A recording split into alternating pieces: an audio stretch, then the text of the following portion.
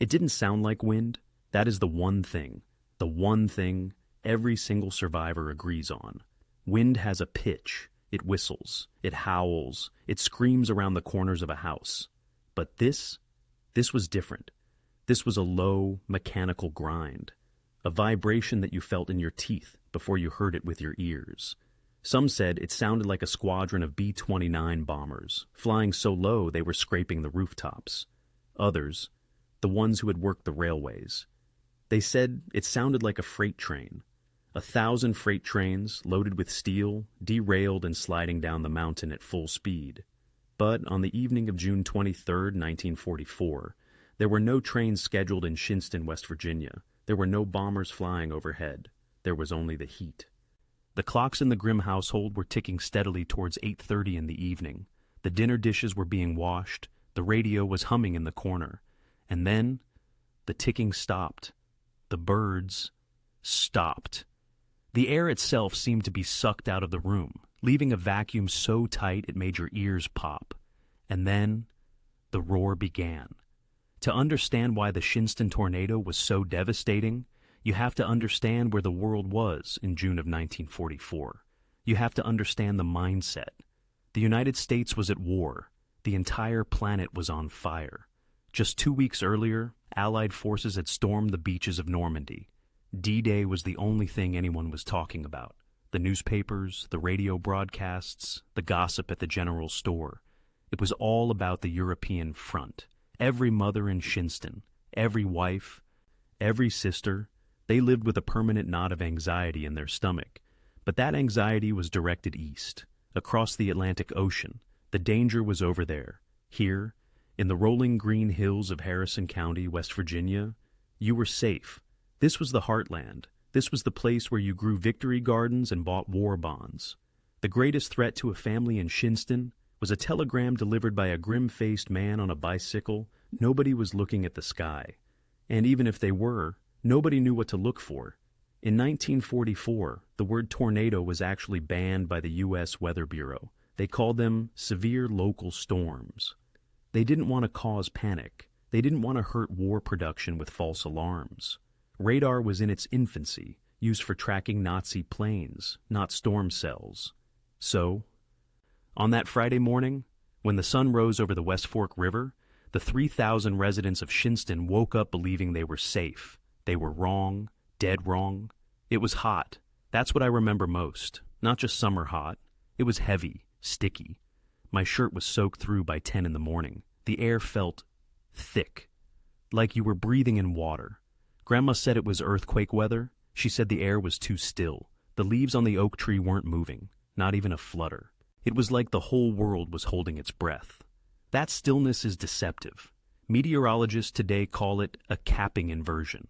It's a layer of warm air that sits on top of the atmosphere, trapping the heat and humidity below it like a lid on a boiling pot.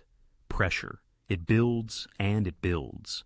All day long, the temperature in Shinnston climbed. 80 degrees, 85, 90. The humidity was practically tropical. It was the kind of weather that makes people irritable, tired, and slow. Farmers wiped sweat from their eyes as they tended their crops in Pleasant Hill, a small community just on the edge of town. Coal miners, coming off their shifts, sat on their porches, desperate for a breeze that refused to come. And amidst this oppressive heat, life went on. Let's zoom in. Let's float down from the high atmosphere and look at the people living their lives under that boiling lid. Take the path of the West Fork River. Follow it down to the small community of Pleasant Hill. Here, you have the homes of the miners, the laborers, the families who are the backbone of the war effort. You have the Davis family. They are gathered for an evening meal. The windows are open, trying to catch a draft, but the curtains hang dead still. A few miles away near the edge of town, something unusual is happening. A traveling circus has set up shop. The sheer surrealism of it is hard to comprehend. Brightly colored tents, the smell of popcorn and sawdust, the sounds of exotic animals in cages, lions, tigers, elephants, all sitting there in the humid West Virginia twilight.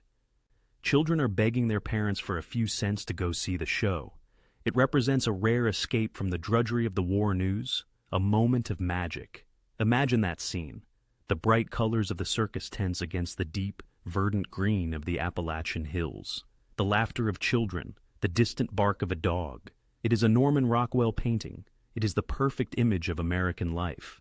But if you look to the northwest, towards the Ohio border, the painting is starting to warp. Something is coming. At 7 p.m., the cap broke. That lid on the boiling pot of the atmosphere finally snapped. Cold, dry air from the north collided violently with that soup of hot, humid air sitting over West Virginia. The reaction was instantaneous, and it was explosive. Clouds didn't just drift in, they erupted. Witnesses describe seeing towers of white cumulus clouds shooting upward like atomic mushrooms, piercing the stratosphere. They grew so tall, so fast, that the tops began to shear off, spreading out into the classic anvil shape. But down on the ground, in Shinnston, they couldn't see the structure. They could only see the color. The sky began to bruise. It went from a hazy blue to a deep, angry gray, and then to something much worse. It wasn't black, it was green, a sick pale green, like old bruise or the skin of a frog. I'd never seen the sky that color before. It made your skin crawl just looking at it. And the lightning, it wasn't flashing, it was constant. A flicker, like a broken light bulb that never stopped.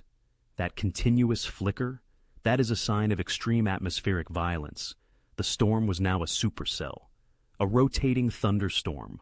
50 miles away, near the town of Wellsburg, the first funnel dropped. It was spindly at first, dancing over the hills, testing the ground. It killed 3 people there, but it was hungry. It was growing. It moved southeast, chewing up the landscape, feeding on that warm, moist air. It widened. It darkened. It gathered debris, trees, barns, soil, turning from a gray mist into a solid black wall. By 8 p.m., it was crossing the county lines. It was moving at 50 miles per hour. That is terrifyingly fast for a storm system. Most tornadoes amble along at 20 or 30. This one was sprinting. It was racing toward Shinnston, and Shinnston had no sirens. Shinnston had no warning system. Shinnston had no idea. We need to talk about the topography. West Virginia is not Kansas. It is not Oklahoma. You don't see a tornado coming for 20 miles. West Virginia is hills, hollers, ridges, valleys. The visibility is often less than a mile because of the terrain. If you are standing in a valley, like Shinnston, you cannot see what is coming over the ridge until it is arguably too late. The tornado was hugging the ground, tearing through the forests, ripping up ancient oaks by their root systems. It was using the geography against the people. It was sneaking up on them. The only warning was the sound. 8:15 p.m. The sun has set, but there is still a twilight glow. Or there should be. But the darkness descending on Harrison County is unnatural. It is a suffocating blanket. At the edge of town, a man named Charles is out on his porch. He's looking at the clouds. He sees something low on the horizon. It looks like smoke. He thinks for a moment that it's a fire. Maybe an oil tank explosion, maybe a mine fire. But the smoke is moving wrong. It's not drifting up. It's churning. It's rolling over itself, like boiling tar. And then he sees the debris fan. It looks like a flock of black birds circling the base of the smoke. Thousands of them. He squints. They aren't birds. They are roofs. They are barn doors. They are fence posts. The realization hits him like a physical blow to the chest. He turns to the screen door. He opens his mouth to scream for his wife. But the sound arrives before his voice does. Rumble. It starts as a vibration in the floorboards. The teacups on the shelf begin to rattle. Not a gentle clinking, a violent shivering. Rumble. The dog under the porch bolts, whimpering, running blindly into the woods. Roar. The sound deepens. It becomes that freight train. Inside the houses of Pleasant Hill, families look up from their radios. They look at each other, eyes wide. Is that a train? No. The schedule? Is it a plane? It's too loud. The air pressure drops so significantly that people's ears pop painfully. The curtains, which had been dead still all day, are suddenly sucked outward through the screens, ripped from their rods. The house groans. The wood frames creak under an invisible weight.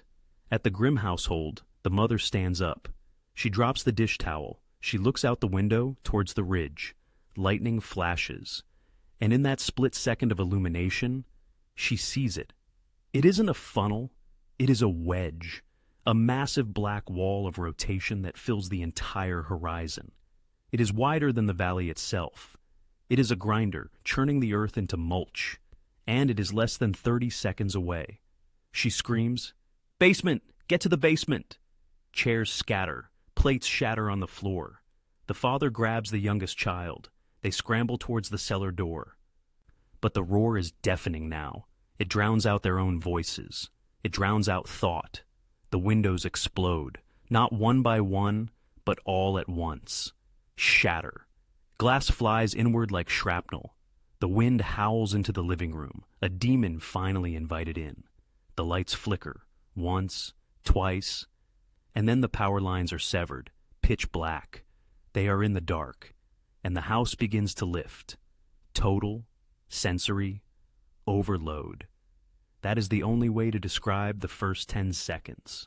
When the windows blew out, the air pressure inside the house didn't just equalize, it violently reversed. The air was ripped out of human lungs. Survivors described the sensation of their chests being crushed, of being unable to draw breath as if they were suddenly underwater. And the sound went from a roar to a scream. It was the sound of wood splintering, not snapping, exploding. 2EC4s were being shredded into toothpicks instantly. Nails were screaming as they were ripped from the joists. In the grim household, the floor tilted. It wasn't a slide, it was a lurch, like a boat capsizing in a hurricane. The furniture, heavy oak tables, cast iron stoves, sofas, they didn't fall over. They became projectiles. They were airborne, spinning in the dark, smashing into walls that were already disintegrating. The family huddled in the stairwell. They were screaming, but they couldn't hear each other. They couldn't even hear themselves. And then, the roof peeled off. It didn't fly away. It disintegrated. 1 second it was there, the next.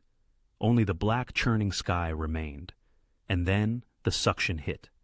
I felt lighter. I felt like I weighed nothing at all. I was holding onto the door frame with every ounce of strength I had, and my legs were floating up behind me, horizontal. The wind was trying to peel my fingers off the wood. It wanted me. It was hungry, and it was trying to eat me. This was the reality of the F4 vortex. Wind speeds were now exceeding 200 miles per hour. But inside the funnel, it's not just wind. It's a blender. It's filled with soil, rocks, glass, shingles, and parts of your neighbor's house. It is the abrasive cloud of sandpaper moving at the speed of a race car. For those caught in the open, there was no mercy. For those in their basements, there was only the terror of the noise above, the sound of their entire lives, their photos, their clothes, their beds, being ground into paste. The tornado didn't just hit Shinnston, it targeted Pleasant Hill. This was a community of about 50 homes, modest wood frame structures, victory gardens in the back, porch swings in the front. In less than 2 minutes, Pleasant Hill ceased to exist. It wasn't that the houses were damaged. It wasn't that they were knocked down. They were scrubbed from the earth. The tornado acted like a giant eraser. It scoured the ground so thoroughly that it ripped the grass out by the roots. It stripped the bark off the trees that were left standing, leaving them as white skeletal ghosts against the dark sky. Let's slow down time. Let's look at the mechanics of this destruction. As the tornado wall passed over a house, the updraft was vertical.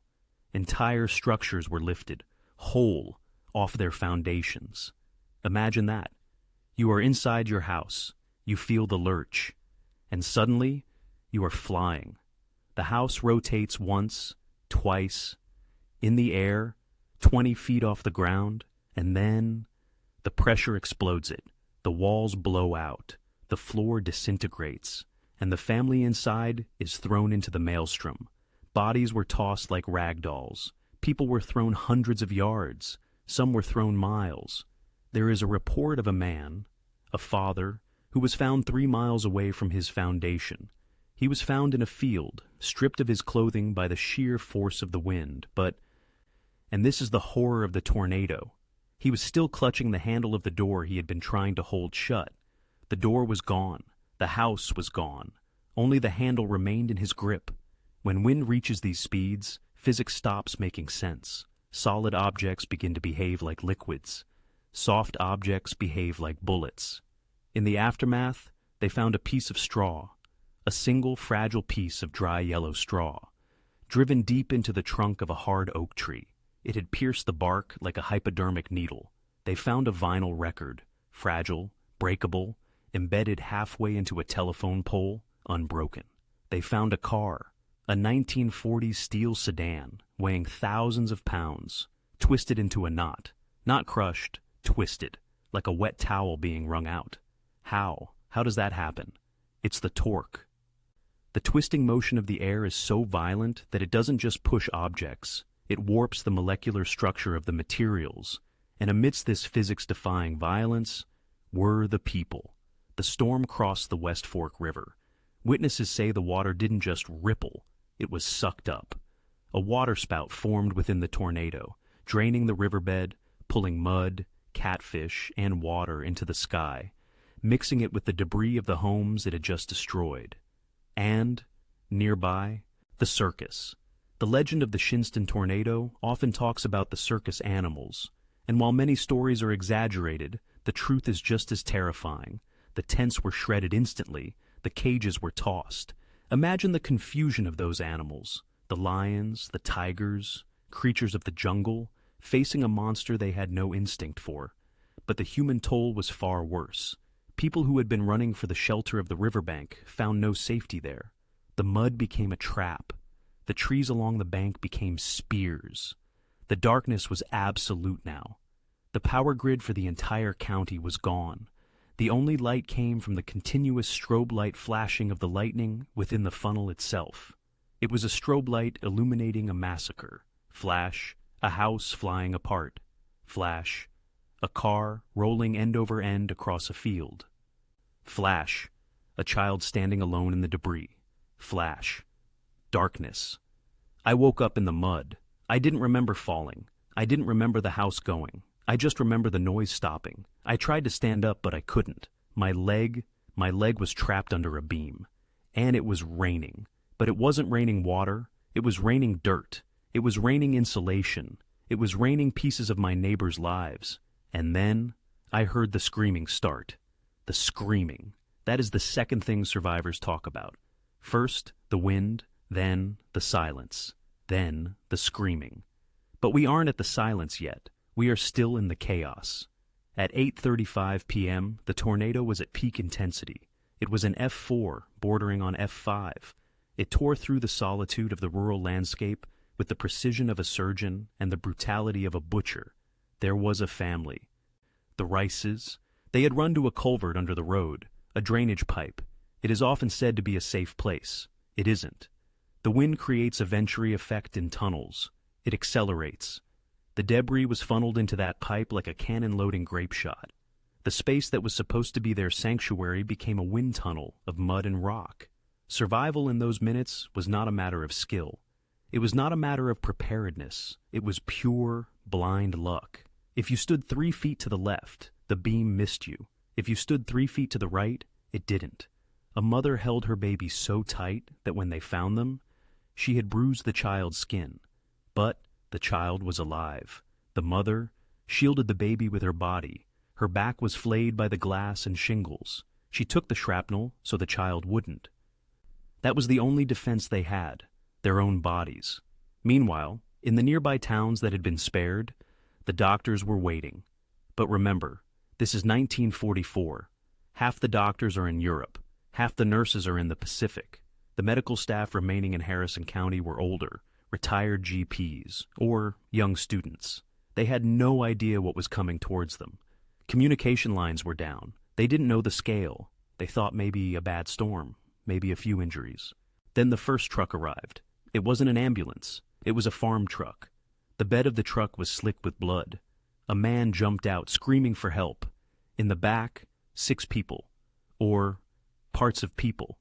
The injuries were war wounds. These weren't broken arms. These were impalements. These were crush injuries. These were deglovings, where the skin is ripped from the muscle by the friction of the wind. The doctors looked at these injuries and froze. They had seen mining accidents. They had seen car crashes. They had never seen this. They had to turn the hallways into triage centers. They had to use ironing boards as operating tables. They ran out of morphine in the first hour. They had to stitch wounds without anesthesia. They had to amputate limbs by the light of kerosene lanterns because the hospital generators were failing. And the storm was still raging outside. The tornado tracked for nearly 20 miles. It chewed a path up to a mile wide. But eventually, even monsters get tired. As the storm system moved towards the mountains, towards Cheat Mountain, the terrain finally began to disrupt the inflow. The ridges broke up the rotation. The cap began to reform. The funnel grew thinner. It went from a wide, black wedge back to a rope, a twisting gray snake writhing in the sky. It lifted. It touched down briefly on a ridge, snapping a few final pines. And then, it dissolved back into the clouds. The rain continued for a moment, heavy, cold, black rain. And then, it stopped. The wind died. The clouds moved on, and suddenly, tragically, the air was still again. It was pitch black. There were no streetlights, no house lights, no moon. Just the smell of raw earth, of pine sap, of escaping gas lines, and the metallic tang of blood. The survivors lay in the darkness, afraid to move, afraid to breathe, waiting for the roar to come back. But the roar was gone, and in its place was a silence so profound, so heavy, that it felt louder than the storm itself. The silence didn't last. It was broken first by the dogs. Survivors say that within seconds of the wind dying down, every dog in Harrison County began to bark, a chaotic, terrified chorus echoing off the valley walls. Then, the human sounds began. It wasn't a roar anymore. It was a low, collective moan rising from the debris fields of Pleasant Hill. Those who could walk crawled out of their cellars. They pushed aside the splintered remains of their floorboards and climbed up into a world they didn't recognize. It was pitch black. The power lines were spaghetti on the ground, spitting angry blue sparks into the wet grass. The only light came from the few handheld kerosene lanterns that had survived, bobbing like fireflies in the dark. Imagine the confusion. You are standing in what you think is your front yard, but the landmark, the big oak tree, is gone. The neighbor's house, the one that has been there for 50 years, is gone. The road is buried under 10 feet of twisted lumber. You have no orientation. You are lost in your own neighborhood. I called out for my brother. I yelled his name until my throat bled. Thomas! Thomas! But it was dark, so dark you couldn't see your hand in front of your face. I tripped over something soft. I thought it was a mattress. I shined my flashlight down, and I realized it wasn't a mattress. It was a cow, dead, and right next to it, a crib, an empty crib. The search began immediately, driven by adrenaline and panic. Men ripped at piles of lumber with their bare hands. They didn't have gloves. They didn't have tools. They tore their fingernails off trying to lift beams that weighed 500 pounds, fueled by the hysterical strength of fathers looking for their children. The mud was the enemy.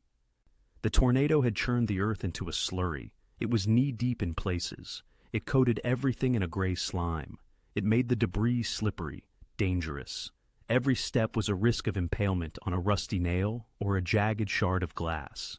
And the smell. We mentioned it before, but it bears repeating. The smell of a tornado is specific. It is the smell of pulverized pine wood. It is the smell of natural gas hissing from broken mains. It is the smell of wet insulation. But in Shinnston, there was another smell. The smell of the earth itself, turned inside out. The smell of the swamp, dragged up from the river bottom and plastered across the town. By 9:30 p.m., the first bodies were being pulled from the wreckage. The local funeral homes were overwhelmed within 20 minutes. They simply didn't have the space. They didn't have the staff. So, the town adapted. They took over the Harmer Funeral Home, but it wasn't enough. They had to commandeer a local hardware store. They cleared the aisles of hammers and nails and laid out rows of blankets. This is the grim reality of a mass casualty event in 1944. There were no body bags. There were no refrigerated trucks. There were just neighbors, carrying neighbors, on doors that had been ripped from their hinges, using them as stretchers. They just kept coming. We laid them out in rows, men, women, children. Some of them, you couldn't tell who they were. The mud was caked so thick on their faces, we had to wash them with a bucket and a sponge just to identify them. I washed the face of a little boy and realized it was my nephew. I didn't scream, I didn't cry. I just finished washing him, and then I moved to the next one. There was no time for crying. This scene, the washing of the faces, became one of the defining images of the night. Survivors gathered at the store, walking down the rows with lanterns, looking for their missing loved ones. The silence in that room was heavy, punctuated only by the sound of shuffling feet and the occasional gasp of recognition. And outside, the rain started again. A cold, miserable drizzle that soaked the searchers to the bone. But they didn't stop. They couldn't stop, because under the piles of rubble, people were still alive. We have to talk about the Grimms again. Remember the family from Act 1? The ones who ran for the basement as the house lifted? They were buried. The entire structure of the house had collapsed into the cellar hole. They were trapped in a pocket of air no bigger than a coffin, pinned under the floor joists. For 4 hours they lay there in the dark. They could hear the rescuers walking above them. They could hear the voices. They screamed. They banged on the pipes. But the mud muffled the sound.